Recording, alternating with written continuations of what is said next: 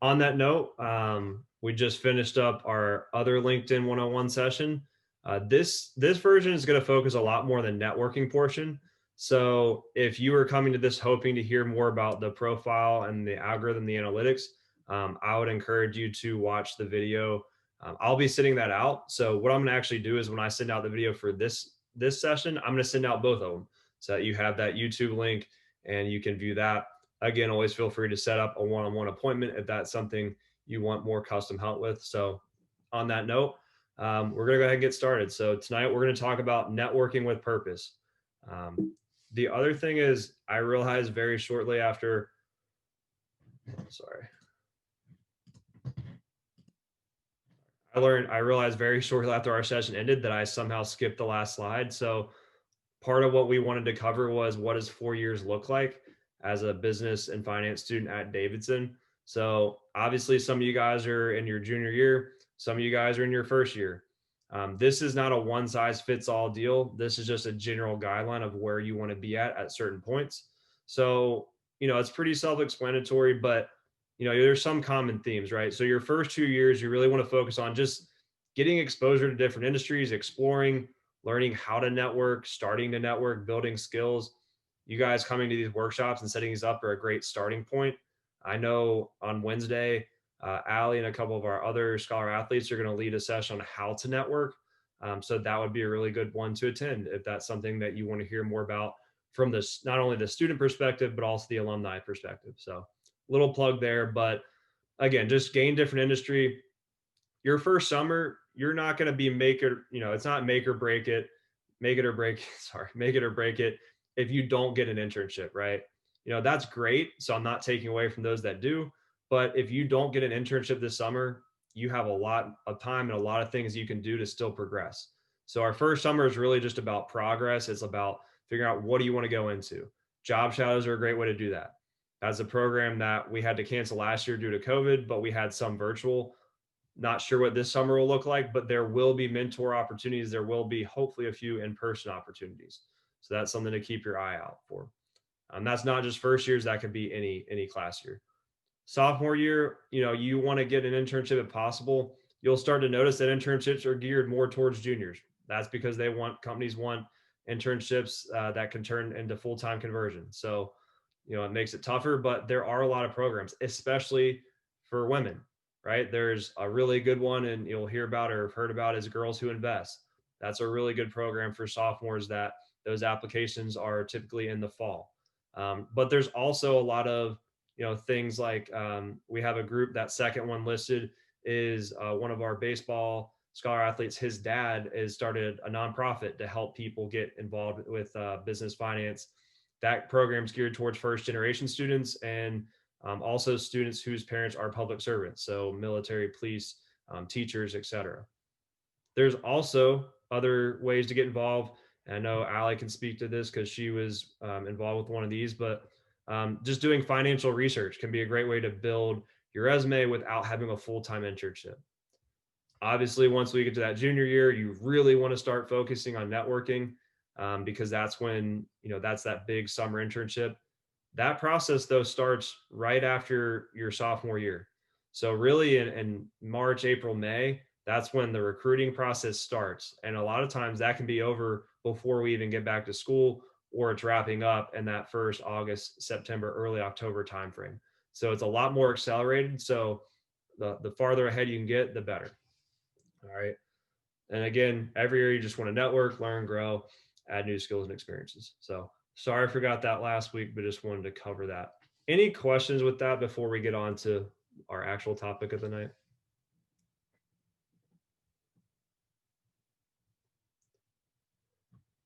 All right, perfect. Actually, I have a question for you really quick. Yeah, go. What does the networking and recruiting process look like at the end of sophomore year? So what should I be on the lookout for? Or? So that's when you can start to network and just attend different sessions from employers. So there'll be info sessions, resume reviews, different things like that. I'm not quite sure what it's going to look like, just because normally that's done mostly in person. Obviously, we're trying to figure out that. I can actually give you a lot more answers once we hear back from our partners. So we're in the process right now of planning that stuff for the spring. So what I would advise possibly is maybe like early to mid February to schedule an advising appointment with me, and we can walk through that more specifically. But it'll just be a combination of virtual events, resume reviews, things like that. Good question though. Any other questions, or not trying to rush you, but perfect. So tonight we're just going to focus really on three pretty simple things, and that is, what is networking? We're going to try and show it in a different lens than maybe you thought of before. We're going to again talk about being purposeful with your networking, and we're also going to walk through Davidson Connect, which is a relatively new platform and something we're still trying to build out. So the dictionary definition of networking is the action or process of interacting with others to exchange information and develop professional or social context. Just out of curiosity, when you guys hear the word networking, which honestly I think triggers a lot of people, what do you think of that? Like when you hear networking, what are your first thoughts?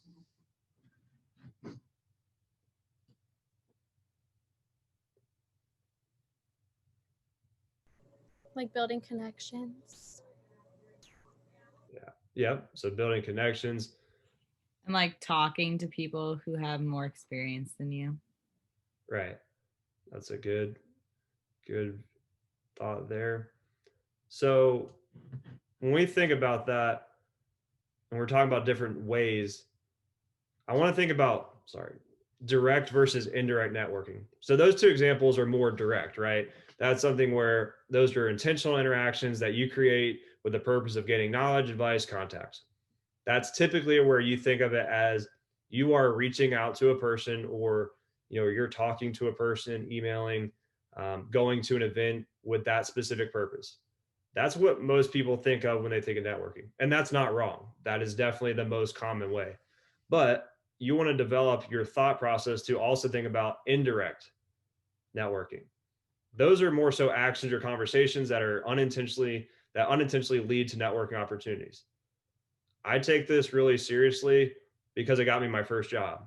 So when I was coming out of grad school, I was moving to Texas with my wife because she had gotten a job down there, and I had no clue what I was going to do. There was only one Division I school. I was working in college athletics, so really had pretty limited opportunities. And my first job actually came about because my name came up with one of my friends who was talking to somebody who worked at the school that I had gone to.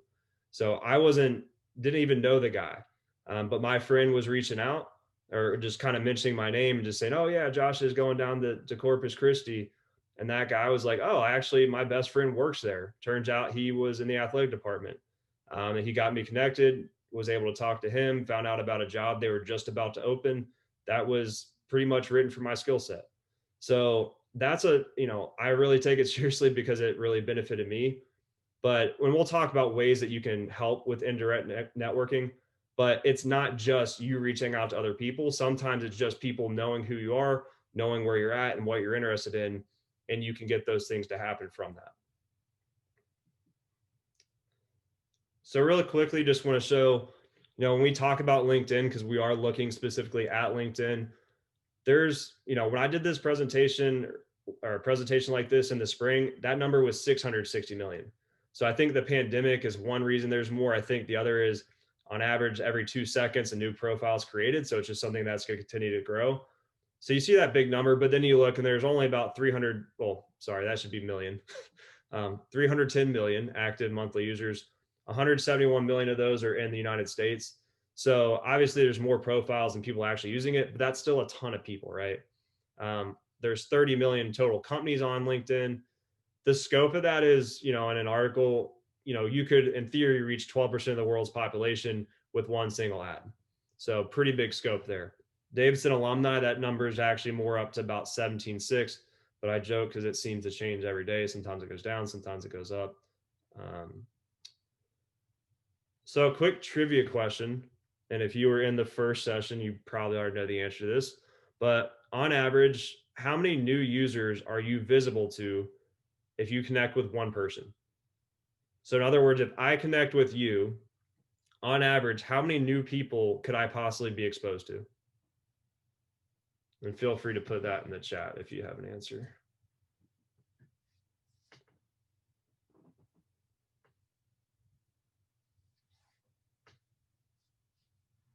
All right, Josh. Well, Allie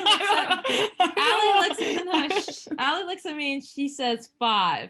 And I asked 500 and she said, no, just 5. So is it closer to 5 or 500? I don't know. What does the rest of the group think? 5 people. Man. 500. So the actual answer is 400. So when you think about that, right, it makes sense.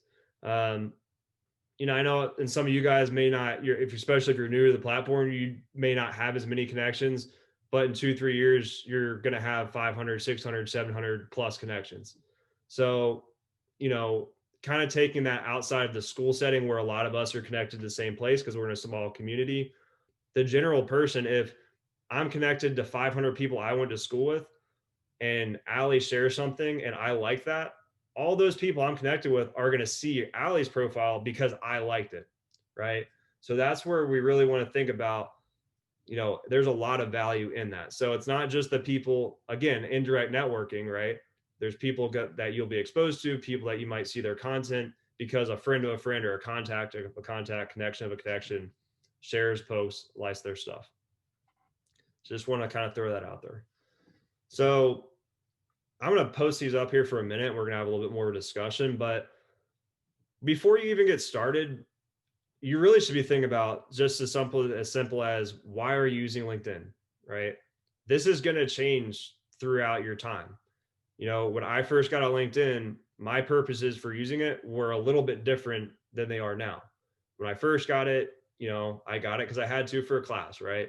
You know, I got it because I didn't really know what I was doing. I was trying to figure out what I was going to do with my life. So for me, it was more of an exploration thing. That's where a lot of you guys are at right now, right? You're trying to network with people, learn, you know, read articles. LinkedIn's a lot more advanced than it was, you know, 5, 6, 7 years ago when I created my profile, or however long ago it was. But really, why are you using it, right? And then what are your goals? So what do you know, are you trying to connect with 5 people a week? Are you just on here to read articles? One thing I mentioned to the other group is I saw an article today that was talking about there's 1%, 9%, and 90% on LinkedIn.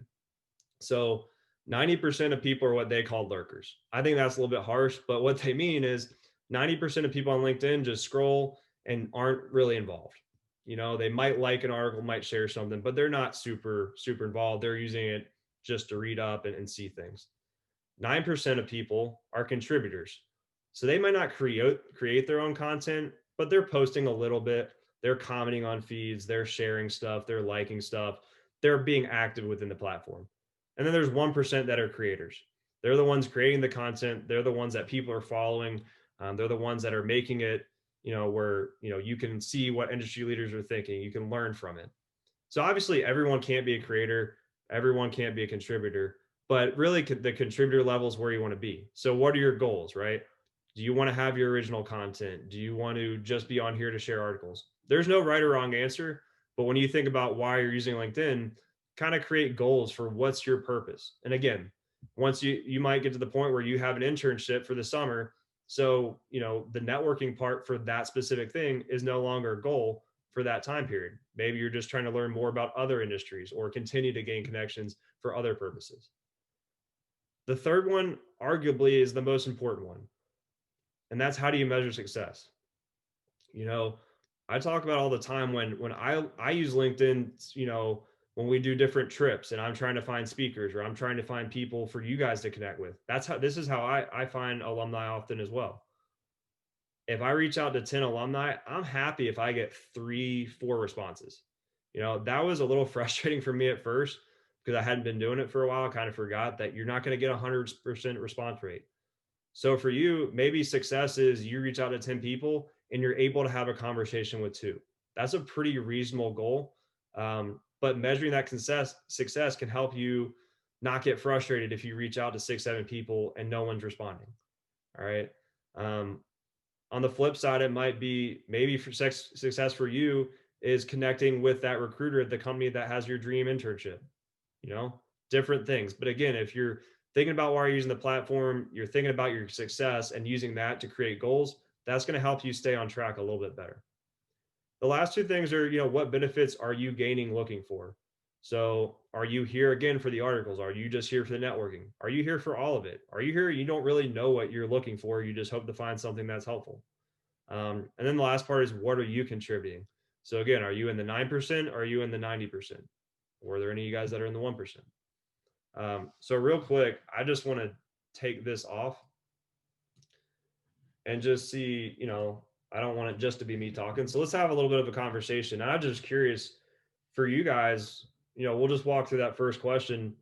What's your primary purpose for LinkedIn? What do you guys use this platform and hope to get out of it?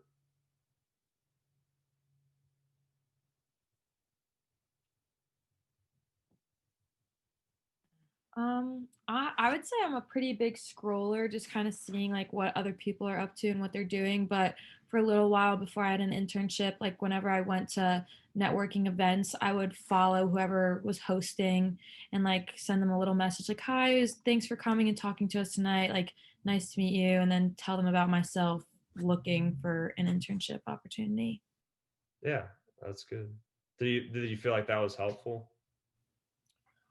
Yeah, definitely. And going off of like networking and what you said, like Cade told me about Ally and then gave me the contact of his boss, which then led me to talk to my boss, which now I have an internship. So just like networking like that, where it's sort of indirect but direct, is really helpful. Yeah.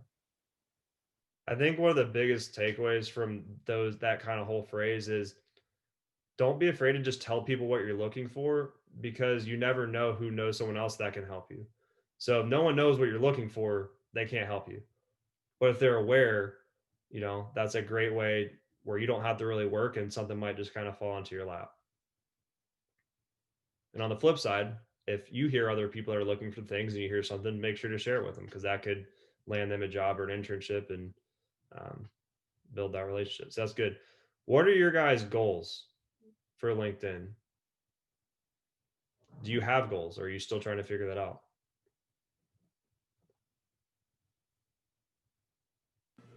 I guess I'm still trying to figure it all out, but I want to connect with people with similar interests, especially from Davidson. A lot of the alumni and everything have had like different experiences that I hope to have one day, especially in the professional field. And having them as a resource is really great, especially when you can connect with them through Davidson or something like that. So I feel like LinkedIn would be a good resource. Yeah, that's great. And I guess I should reiterate too, I don't expect you guys to have all these answers. This is more just to get you thinking, right? So thinking about being strategic with the platform. So by no means should you have all the answers to this, but these are things you want to be thinking about as you go about it. And we'll just skip ahead to the last question. Just what are you guys contributing, or are there areas where you feel like you could contribute more, or do you not know how to contribute? Just what can we help with there?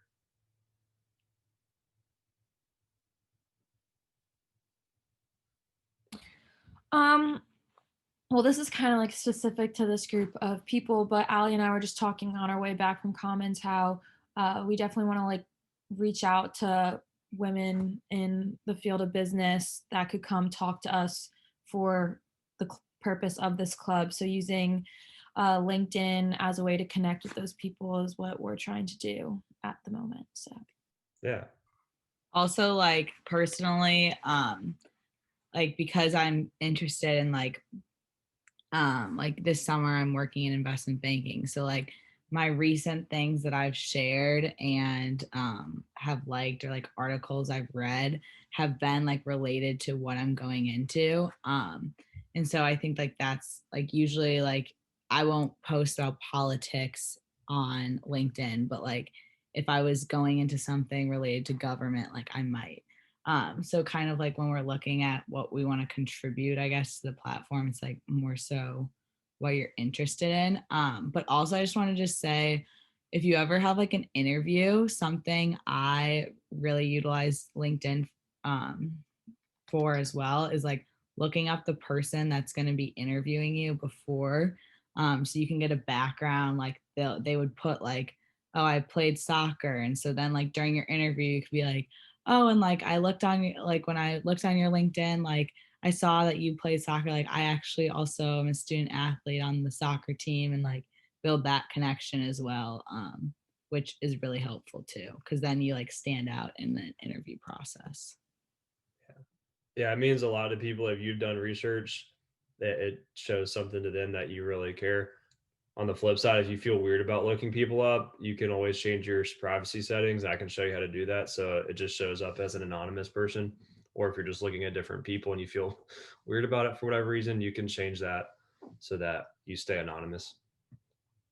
Good. Any other thoughts or questions with this? Cool.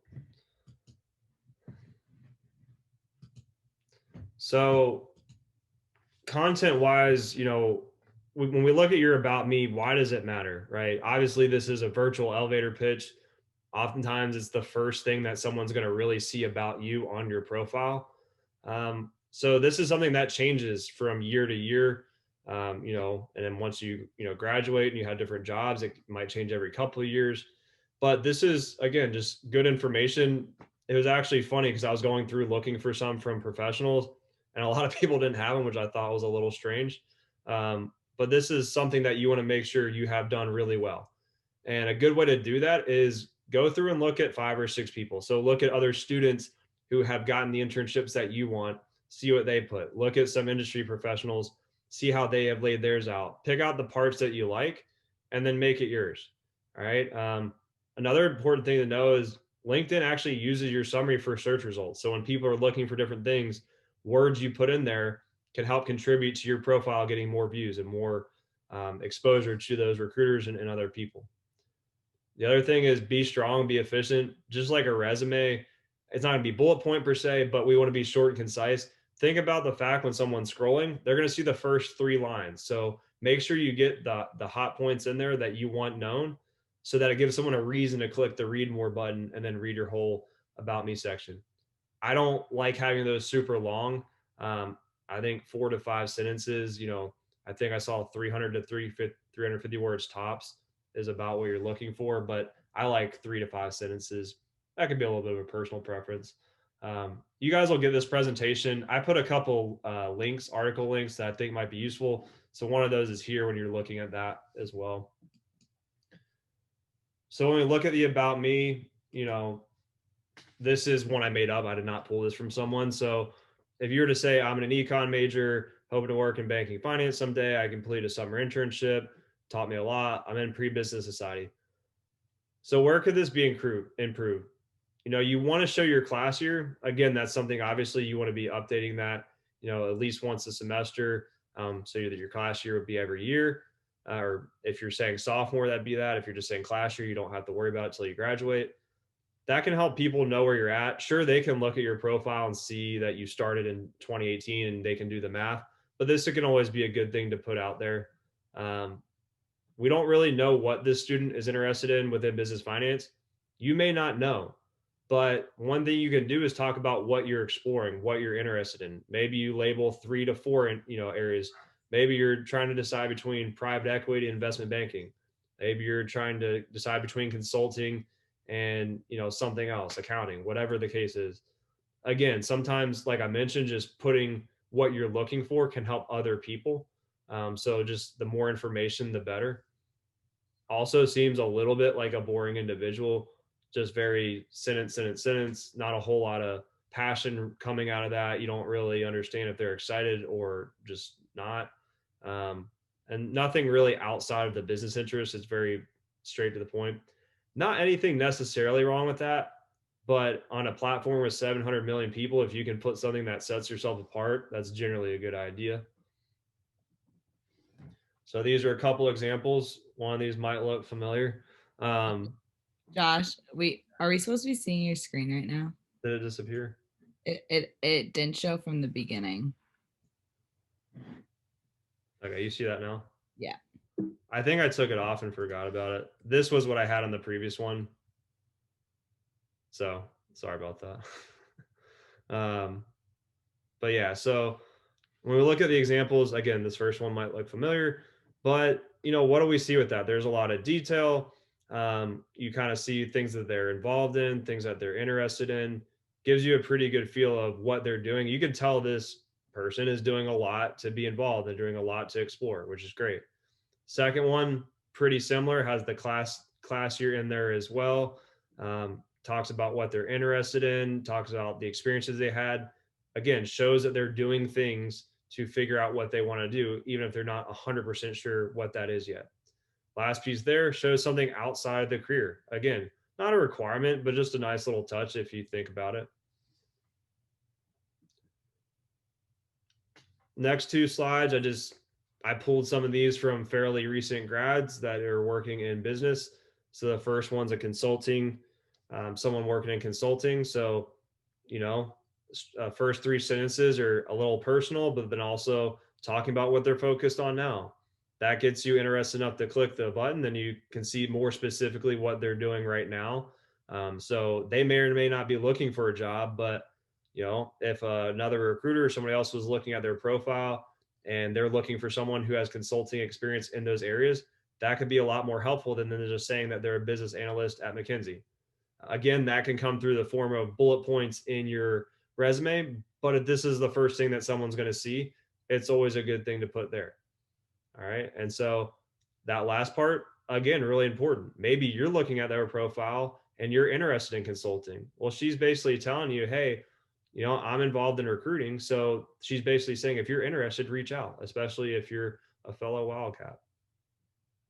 Second example there, different style. This is more data analytics, digital marketing position. You can kind of tell she's very straight to the point. So the consultant uses a little bit more detail, a little bit more personable. Data analytics, straight to the point. Again, nothing wrong either way, just two different styles of doing it. Any questions with those or thoughts?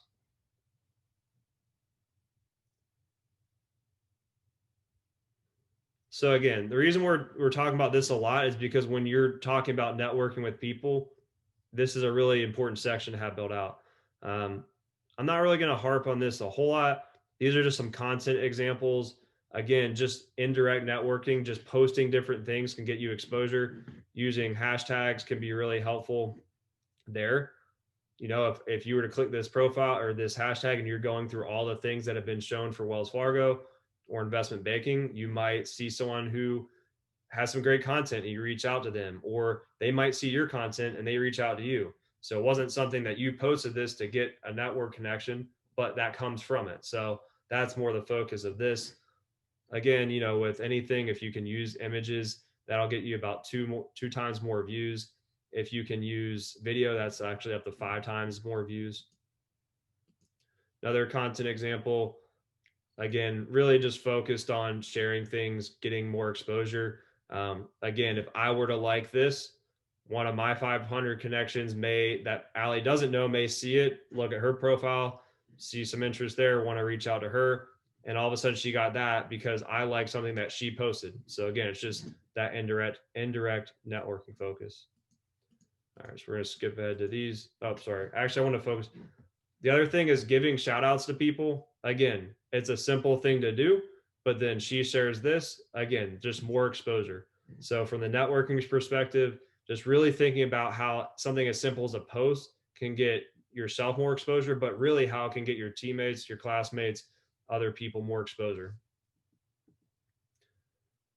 So the next thing we're going to look at is, we've talked about indirect and direct networking. So what are some different ways to do this? Like I mentioned, a lot of people think of the traditional, I'm going to look people up, I'm going to send them a message. That's probably the most common way, or the most, when people think of networking, that's what they think of. So again, nothing wrong with that. Then we have what I would call the assist. Again, that's when, you hear about something that someone else is interested, and you provide them that information, you provide that connection, you're assisting them with that process. That can go both ways, but it's something that is a really great way to help other people, and down the road can end up helping you. Group networking. So obviously this group is a great example of group networking. So you guys have your group me or whichever, chat you guys have going on. So when you see something interesting, when I see stuff that I think might be good for some of you guys in the group, I'll send it to Shannon and Allie, and then they can share with you guys. So networking through groups. That could be groups on LinkedIn. So I would highly recommend, join the Davidson network group. If there's other, professional, if you're in Davidson Pre-Business Society also, that can be a good one to join. They have group postings and things like that. Community networking. So again, that can just, community is a pretty broad word. That could be the Davidson community. That could be the athletic community. That could be the LinkedIn community. That just comes from when you see posts and you see people that are interesting, or you post something and people reach out to you because of something you shared. So just the more you can, expand your community, the more opportunities you have to network in that sense. That can also include back home. A lot of times, when you move away to college and you're focused on here, maybe you're not from Charlotte. Don't forget about the people at home. There might be, family friends that could help you out. There might be your friends' family members are working in a specific industry. Was working with a student today, and he completely forgot that one of his friend's dad is pretty high up in a finance firm and could possibly help him get some research, experience. So just really thinking back to your roots, not only where you're headed now in the Davidson area. Again, content sharing, family and friends, and like I said, just telling your story. The more people that know what you're interested in, the more people that can help, even if it's not intentional. So another group discussion, there's 2 questions here, but the first one is, what are you most confident and what are you least confident in regarding networking on LinkedIn?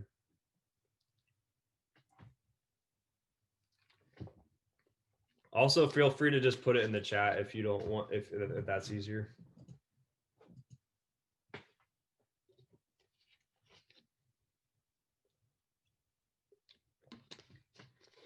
I guess something I'm not as confident in is if I reach out to someone and I don't know that much about their company. I don't want to seem uninformed or I guess stupid to the employer, but I want to reach out because I want to learn more.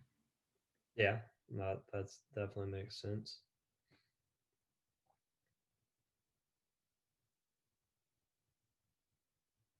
And for some people, it might just be you're not confident about reaching out at all, right? That's just something that it takes, just almost like public speaking. It just takes a little bit of practice to get used to it.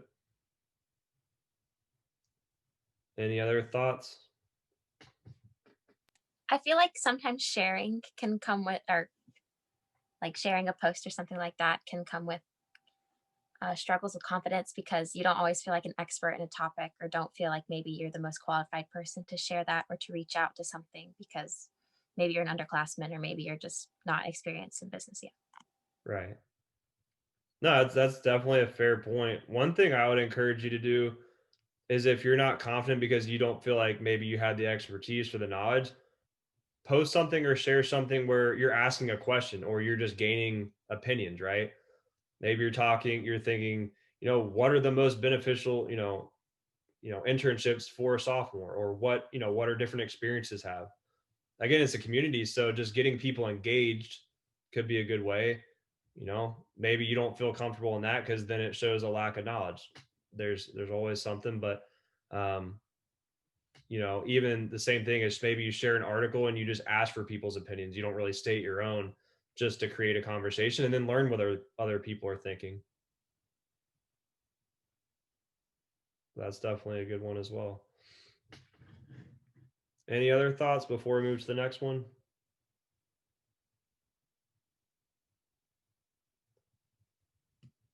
All right. So we talked about a bunch of different methods of networking.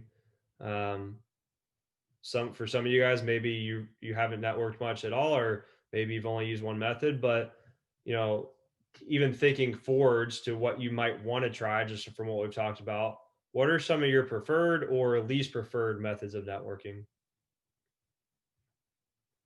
Unfortunately, my preferred method of networking is definitely when events are held and listening to guest speakers and then meeting with them after the event during like a little, for the lack of a better term at the moment, like cocktail hour when they might have like refreshments at the end and then going and being able to speak to them is definitely my preferred. I think I have a better connection in person. And then I guess conversely, my least preferred is, as we've been talking about, reaching out to people I don't know online, just because I feel like it's harder to make that strong connection online without meeting them in person and actually knowing who they are. Yeah, I definitely agree. That's largely how I feel as well. Anyone else? I have a question. Yeah. I'm not super experienced with LinkedIn, but what is the benefit of LinkedIn versus like going on the website of an employer or someone that you're interested in communicating with and emailing directly? Because like I've talked to my dad about it a little bit and he never checks his LinkedIn. And so like I don't, but email he would check. Yeah, that's a great question. So a lot of times it's just a combination of both. There's nothing saying that LinkedIn is better or email's better. For a lot of companies, they might not have a directory posted to the public, right?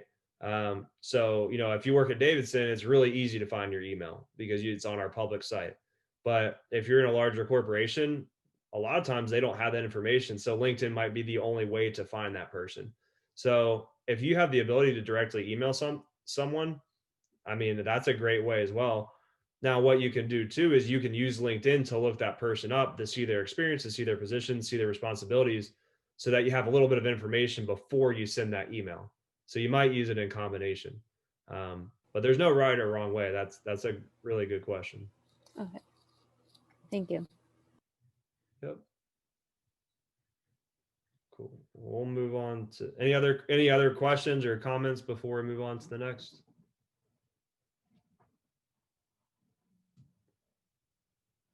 Perfect. So the next piece here is connecting with alumni. So like I mentioned, using the alumni page, I'm going to walk through LinkedIn a little bit real quickly. We're also going to walk through Davidson Connect. So, join the Davidson network group. These are two things on LinkedIn. Again, just when you're networking and you're reaching out to people, tell your story.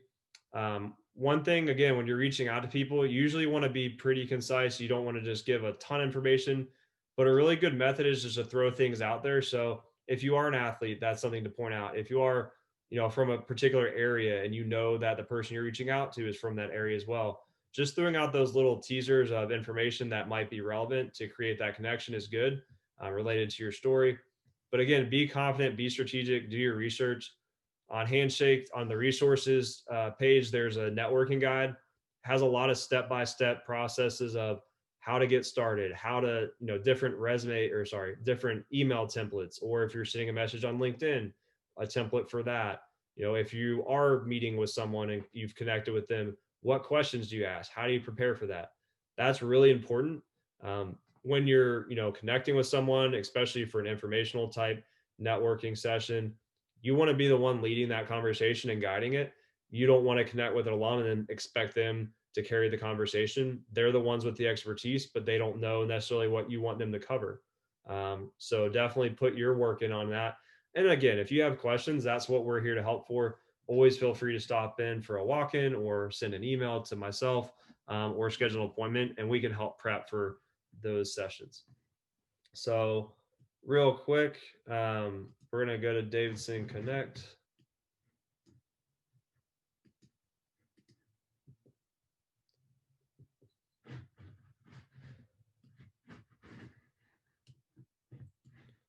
All right. So for those of you guys that may not be familiar, Davidson Connect has replaced a former platform called DCAN. It's a lot nicer. It's a lot more functional. So if you just go to davidsonconnect.com, that's how you get started. You can create a profile if you have not already. If you use your school email, it will automatically link it to your profile and it'll be approved. However, you can also use your LinkedIn to log in. If it's a different email on your LinkedIn than your school email, you'll have to be approved, and that's fine. It takes about 3 days. So it's really either way. LinkedIn's convenient because obviously your information, your picture is already plugged in, but that's up to you. So just going to do a quick tour. Again, this is the landing page. If you're not quite sure how to get started, there's some videos here that can help you. But I feel like you guys are all pretty tech savvy, so it shouldn't be too difficult. The directory for the entire college is here. You can see there's 3,900 registered users, but even if someone's not registered, you can search them up. So if you're looking, say you find someone on LinkedIn, but they haven't responded, it's been 2-3 weeks, and you really want to connect with them, you could look their name up, find them, and so we'll just go to Francis here. If sometimes, some people don't have their information posted, but if she had her email posted, it would be right here. Sometimes have a phone number, whatever the case is. Obviously, you can also message them through here. So that's the other cool thing is on here, you'll see willing to help. So if you need a mentor, you can go here. You can see there's different industries that already pop up. Maybe these industries don't apply to you. You can find your own mentor. Then you can go down here. So maybe you're looking for Charlotte. You could type that into the address box and you could search all the people that live in Charlotte currently, or have that on their LinkedIn profile or whatever. You can also go down here to work experience. So maybe you're looking for people in a certain industry. You can find those check boxes, and maybe you're looking for banking. So then you could pull up the different alumni that work in banking. And then you can see, he's willing to help, retired president, CEO, he's willing to help, etc. Again, through here, you can message them. Again, here you see his emails popped up, so you can send him a direct email. If this is public, in my eyes, it's fair game because they are choosing to have that information shared. You could also schedule meetings sometimes. Over here, you can see help, or you can see if you're seeking help, he's willing to help with those areas. To be honest, I think sometimes they don't know what they're supposed to click, but it says seeking help, but most likely he's willing to give help in these areas. So that's kind of my thoughts with that. But yeah, so jobs, internships, a lot of this plugs in from Handshake, but alumni can't actually post their own jobs. There's a lot of groups. So this is something we're trying to build out right now. But you see there's a business and finance industry network. Alumni can post jobs. Again, you can just look at different members of the group and find people directly through there. Once we start having more events on campus, there might be events in here, different things like that. Again, if you're on an athletic team, there's groups. There's also different groups for geographic regions. So to find those, you can just go down here. But maybe you're from the Baltimore area. You can look at the alumni chapter there. There's also class year groups for everyone. And there's plenty of other groups down here as well for different industries, networks, etc. Again, this did just launch in May, so it is very new. So we're hoping that it becomes more of a hub for things. So definitely stay in tune and check it out and join any groups that are relevant for you. Any questions on Davidson Connect? I have a question. Yeah. How does the like mentorship or like job shadowing program work? So that's a great question. So normally what happens, obviously last year it got canceled just due to everything. Normally what happens is around February, so we post applications and you can apply and you tell us what areas you're interested in, all that through the college. And then, we find alumni who are willing to help in geographic regions, and then we match you up. That's actually something that we're going to be launching here sometime this spring, hopefully February, March. You can actually seek a mentor through Davidson Connect. So, and that's kind of taking the place of the job, not taking place, but it's an addition to the actual job shadowing program. So that's something that I would just keep your eyes open for. You can also connect on, if you go to Handshake and create an appointment with Ashley Bodie, who's our exploratory advisor. She's going to be the one running that part of the program. So she'd be a really good person to meet with, as we move, more into the end of February, early March. Okay, thank you. Yep. Also, not to interrupt Josh, if anybody has questions about that, the job shadowing through Davidson, I did that my freshman summer, so feel free to reach out. Yeah. And the other thing to keep in mind is obviously that's a structured program we have. There are stipends that can be attached to that if you need help with travel, things like that. But the other thing is there's a lot of people that we can connect you with that's just more informal. So, if you're trying to figure out people to connect with, again, talk to people in this group, meet with myself, and we can talk about different industries and different contacts that may be helpful. I know we'll have some more events hopefully later this spring where we can actually get some alumni involved and help create that for you guys. So a lot of different ways to get involved there. So these are some different messages, especially if you're doing cold outreach. A lot of times you're like, do I just click the button? Do I send a message? These are some examples of what you could look at doing. So when we look at this, if you don't know the person, it's probably a good idea to give them a little bit of an idea about why you're connecting. Sometimes they may read it, sometimes they may not, but it's helpful. Again, you don't want to overshare and write a whole novel, but just giving some quick facts can be really helpful. It says alumni. This could also be just someone who's in the industry, but not necessarily an employer, just someone you can want to connect with.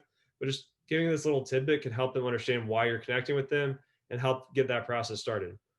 Again, with an employer, adding that little message is really helpful as opposed to simply just clicking connect. Now, if you're connecting with me or someone that's your friend and you guys already know each other, that's a little bit different. But if it's a cold connection, this is something I would really advise doing. The other thing is when you're connecting with people, be transparent. If there's a reason that you're connecting, you don't have to go into full detail, but give a little bit of a tidbit about that. On my side, I get a lot of vendors and other people that kind of casually connect with me and I know they want something, but I don't know what it is. Maybe it's just me, but that kind of annoys me. I would rather someone just be direct and tell me what they want so I can make the decision. Am I going to respond to it or am I not? Now, obviously, if it's a student or someone just in the field, I'm more interested. If it's someone trying to sell me something, that's a little bit different. You guys aren't trying to sell people stuff. You're just trying to network. So that advice is going to feel like that, feel a little different. But again, just be transparent. Again, be concise. If I see a super long message, I don't know the person, I may not stick around to read the whole thing. The other thing is be patient. Like one of you guys just mentioned, not everyone checks LinkedIn every day. So it might take a couple of days. It might take a week for someone to respond. If they don't respond, just move on to the next person, and keep working at it. It's a little bit of a numbers game, to be honest. The other thing is, be intentional, have a reason and have a purpose for why you're reaching out and be prepared so that when that person does respond, you can give exactly the information that you're seeking and make that person feel like you've done your research and you know why you're connecting with them and that they know that they can actually provide you that help. And I apologize. I don't know why on the right side there's not a don't. We definitely don't want you doing these things. So you don't want to be unprepared. You also don't want to lack confidence. Even if you're not sure, excuse me, you want to come off as confident. Again, you don't want to be pushy. So if someone doesn't respond to you in 2 or 3 days, give them a week.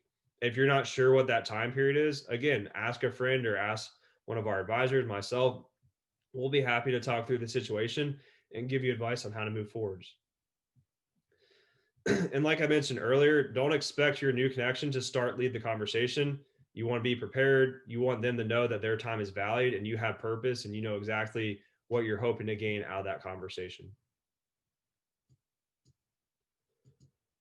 Couple last networking tips and tricks.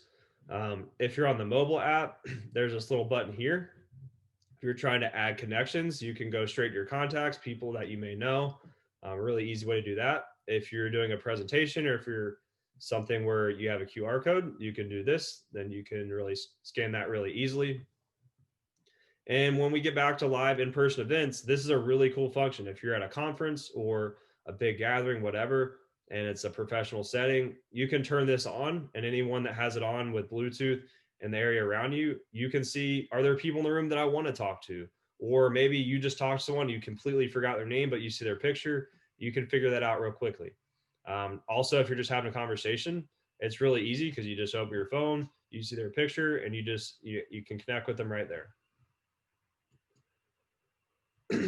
So we already did the Davidson Connect tour, which is good. These are just some interesting articles, again, that I saw when I was preparing for this session. So just wanted to share those with you. Again, I'll share this presentation when we're done. And the last thing is, these are our sessions coming up. Obviously, if we have any questions, I'm happy to answer those now as well. Are there any questions with anything you'd like to walk through on LinkedIn or Davidson Connect, or any other questions from the session? You had mentioned going over how to make it private so that if you're looking up people, they won't see that you're doing that. Could you go over that real quick, please? For sure. Yep. So if you go here and you go to your profile, you can just view your profile, or sorry, I'm really struggling here. You go to your settings and privacy under your profile button. If you go down to visibility, it'll show profile viewing options. So you can click that. So right now, if I looked at your profile, you would see this. But if I change it to this, you would see just anonymous LinkedIn member, or again, you could change it to this mid-level. That being said, once you do this, you also can't see who's viewing your profile. So it matches, right? So if you like being able to see who's looking at your profile, sometimes what I'll do is I'll make this change right here. And then as soon as I'm done researching the person I'm looking up, I'll switch it back here so that I can continue to see who's looking at my profile.